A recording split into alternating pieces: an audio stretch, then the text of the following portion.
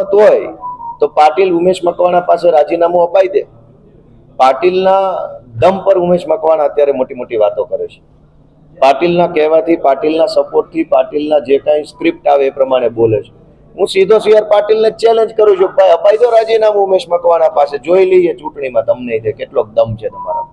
સુરતની જનતાએ આમ આદમી પાર્ટીને ભૂતકાળમાં બેઠી કરવાનું, ઊભી કરવાનું, સપોર્ટ આપવાનું કામ કર્યું છે. 2020ની મહાનગરપાલિકાની ચૂંટણીમાં સુરતની જનતાએ આમ આદમી પાર્ટીને 27 સીટો આપી અને ગુજરાતની અંદર એક જગ્યા બનાવી દીધી હતી.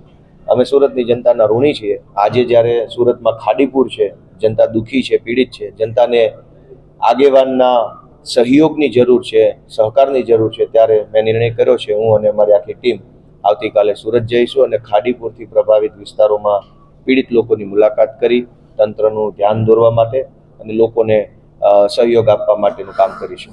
આ પાર્ટીનો અસ્ત થયો નથી એટલે ઉદય ફરીથી થવાનો પ્રશ્ન નથી.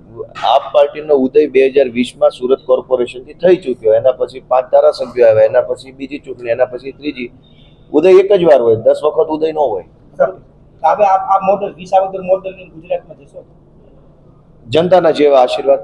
વિસાવદર વિધાનસભાની ચૂંટણીમાં જનતાએ સીઆર પાટીલને શરમજનક રીતે અને ભૂંડી રીતે હરાવ્યા, એ વાતથી એને ગુસ્સો આવ્યો છે અને સીઆર પાટીલ ઉમેશ મકવાણાના ખભા ઉપર બંદૂક રાખી અને આ કાંડને કરાવી રહ્યા છે.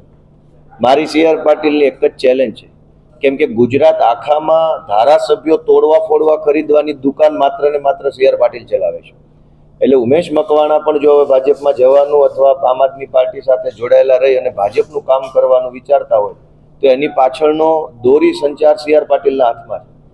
સીઆર પાટીલને ખુલ્લી ચેલેન્જ છે મારી કે આ બધા કૃત્ય કરવાના બદલે જો સીઆર પાટીલમાં હિંમત હોય તો ધારાસભ્ય ઉમેશ મકવાણા પાસેથી એકવાર રાજીનામું અપાવી દે અને આવે બોટાદની ચૂંટણીમાં. અમે જોઈએ છે કે સીઆર પાટીલમાં કેટલો દમ છે. એટલે વિસાવદર વિધાનસભાની ચૂંટણીની ખીજ, દાજ સીઆર પાટીલ કોકના ખભે રાખીને ઉતારે છે. એવું કરવાના બદલે ધારાસભ્ય રાજીનામું આપી દે, પછી અમે જોઈએ છે શું થાય છે. મારું સીઆર પાટીલને કહેવાય, ભાઈ રાજીનામું અપાઈ દો ને એક વખત, પછી જોઈ લઈએ બધા આક્ષેપોનો શું જવાબ છે. તમારે સત્તા અને હોદ્દાની લાલચ છે અને ઉપરથી બીજી વાતો કરવી યોગ્ય નથી. તમારામાં દમ હોય તો એકવાર રાજીનામું આપીને બતાવો ને, જોઈ લઈએ આપણે ચૂંટણીમાં જનતા કોની હારે છે.